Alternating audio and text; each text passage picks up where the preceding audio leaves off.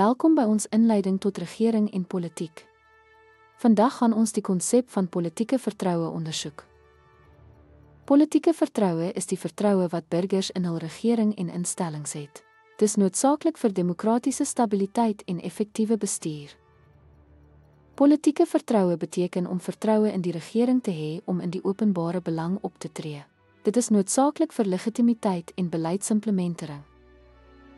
Verskeie faktore beïnvloed politieke vertroue. Doeltreffende regering, deursigtigheid en eerlike kommunikasie speel almal 'n rol. Korrupsie ondermyn politieke vertroue terwyl ekonomiese stabiliteit en voorspoed dit kan versterk. Politieke vertroue het beduidende implikasies. Dit moedig burgerlike betrokkenheid aan en verhoog steun vir beleidsinisiatiewe. Boonop, politieke vertroue bevorder sosiale stabiliteit, wat noodsaaklik is vir 'n samehangende samelewing. Ten slotte, politieke vertroue is noodsaaklik vir demokrasie. Om dit te verstaan en te verbeter, kan regeringslegitimiteit en maatskaplike samehorigheid versterk. Dankie dat jy gekyk het.